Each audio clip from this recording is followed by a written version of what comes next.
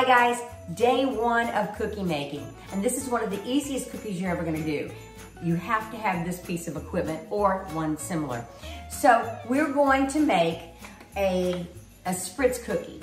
And they're simple, they're tiny, they taste so wonderful.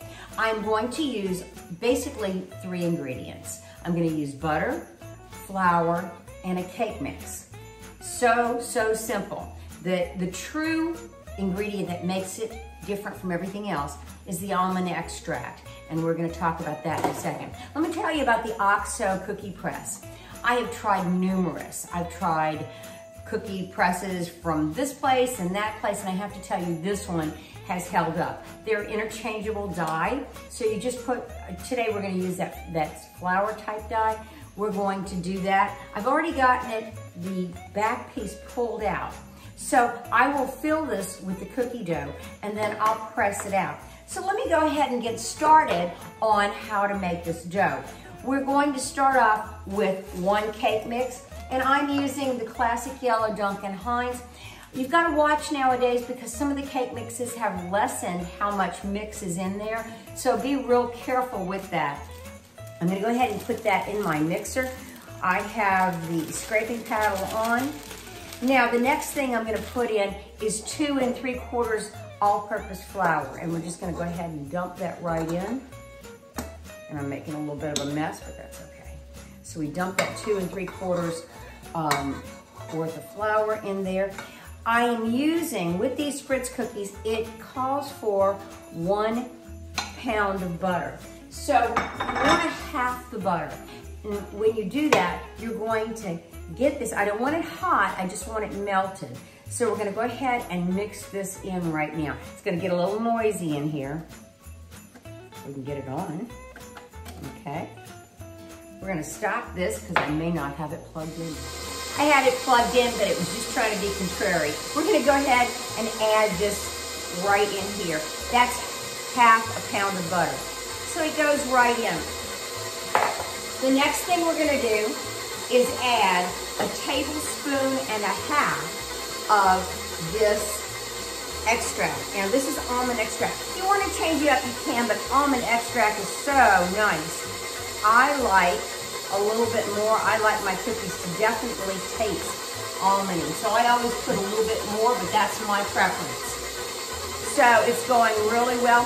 Now, the rest of this butter is at room temperature, and we're gonna add that. You can see I've cubed it up here. We'll go ahead and add that, and we'll go ahead and add that.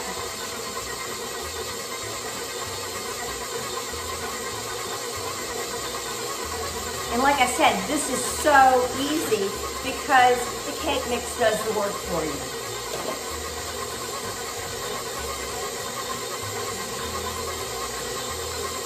And it's almost ready.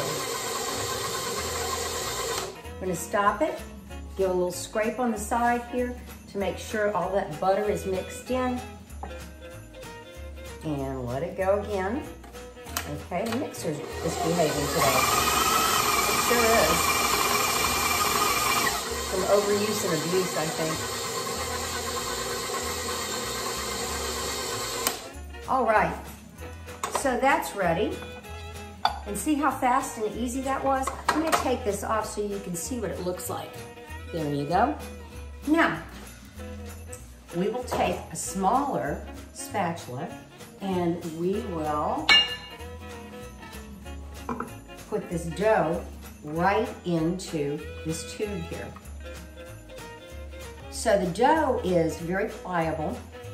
You push down like that. There we go. It smells good. It smells very almondy. You know, what's nice about using this cookie dough mixture, this cake mix mixture, it's, as I said, it's already got all the things that you need to have in it. Now, my oven is at 350, and you'll bake these on a sill pad or one of the silicone mats for about 12 minutes. I like mine crunchy, and sometimes they don't get to that point. so I might bake it a little bit longer, but if you hit 14 minutes, it is definitely too long.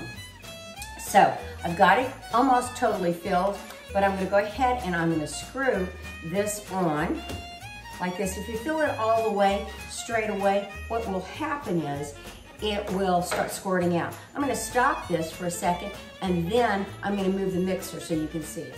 So I've already primed the little cookie press, and now I'm pressing out cookies. This is all you do. Sometimes I like to get up my little nieces, nephews, my neighbor friends, and we do this. This is a lot of fun, and the kids love it. Most of the time, the dough, they eat more of the dough, unfortunately, than goes on the cookie sheet, but that's okay. So you usually get about 25 on here, and the size of the cookie is generally about the same, but like I said, you have different dye that you can use, and so you can do Christmas trees and wreaths and all kinds of things like that. Makes it a lot of fun, and I'm out of dough. So let me show you what I'm gonna do now. I always take this sugar, basically it's the baking sugar, and use it on the cookie, and it'll look like, let me bring it up to you. See that? It'll be just like that.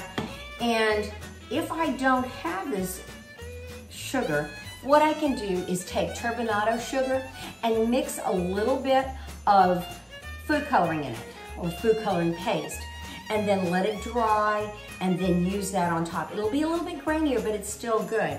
So what we're gonna do is put these in the oven at 350 for about 12 minutes, and then we'll get them out, and then you can see them. So I'm on my second tray of cookies. This is gonna bake about 4 trays of cookies, so you're gonna have a lot of cookies. But what I decided to do is I wanted to show you how to do the turbinado sugar. It's also called sugar in the raw. Got it at HEB or just about any store, but I've got my food coloring here. I'm gonna go ahead, I've got about 1/4 cup of the turbinado sugar in here, and you saw I just squirted that food coloring in there, and then I'm going to move it around like this. There you go, so you can see it. And let that get in there, and we got to make sure we get all of it. It's about 1/4 cup, and then you can make it as green as you want or as red as you want.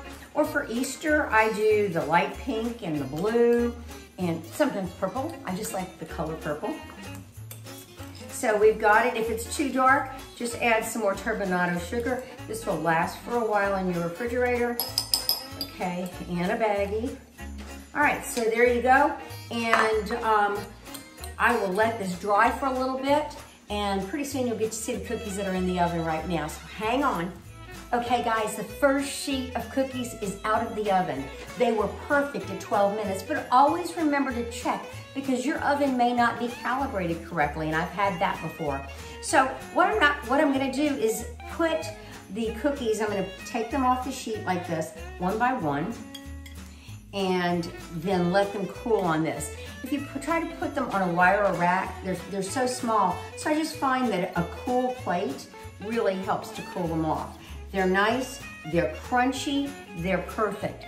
These will last in Tupperware or plastic containers for several weeks. You can also freeze them. So when you're ready to give them away or whatever, you just take them out. Sometimes I'll put them in plastic bags when I freeze them. You want to keep them separate because they do have butter in them, and the butter is, you know, they can, if they're not cooked to the 12 minutes, they can get a little mushy, so you gotta be careful. But they are perfect. Let me show you what one looks like. And just great little bite, little morsel. And I have a cookie monster that lives with me, and he can eat like 15 of these. So you've got to be careful, they're addicting. So try them, you'll like them. Oxocookiepress, make your own sugars. You can do it. Let's do it. Christmas cookie #1.